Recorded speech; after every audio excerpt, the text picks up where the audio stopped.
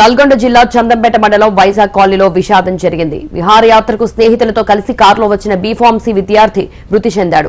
హైదరాబాద్ అబ్దుల్లాపూర్ పేటలోని brilliant pharmacy college కి చెందిన రాఘవేందర్ తన స్నేహితులతో కలిసి వైజాగ్ కాలనీ వెళ్లాడు. అయితే బుధవారం వరకు అక్కడే గడిపిన వారు మధ్యాహ్నం భోజనం అనంతరం హైదరాబాద్ కు తిరుగు ప్రయాణమయ్యారు. ఈ క్రమంలో రాఘవేందర్ ప్రయాణిస్తున్న కారు బోల్తా పడడంతో అక్కడికక్కడే మృతి చెందాడు. కారులోని మిగతా 4 స్నేహితులకు గాయాలయ్యాయి. వారిని చికిత్స కోసం దేవరకొండ ప్రభుత్వ ఆసుపత్రికి తరలించారు. ఘటనపై కేసు నమోదు చేసుకున్న పోలీసులు దర్యాప్తు చేస్తున్నారు. ఈ ఘటనకు సంబంధించి మరింత సమాచారం మా రీజనల్ కోఆర్డినేటర్ అశోక్ అందిస్తారు. అశోక్.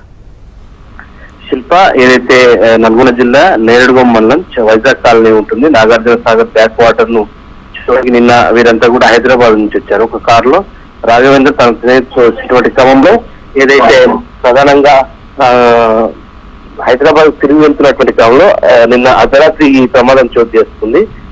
మూలమలుపు వద్ద వేగంగా కార్ అదుపు తప్పి బోల్తా పడడంతో రాఘవేందర్ మృతి చెందిన ఆయనతో పాటు 3 స్నేహితులకు తీవ్ర గాయాలయ్యాయి. వారిని ప్రస్తుతం దేవరకొండ ఆసుపత్రికి తరలించారు. ఏదైతే ప్రమాదానికి సంబంధించి పోలీసులు అయితే విచారణ జరుపుతున్నారు.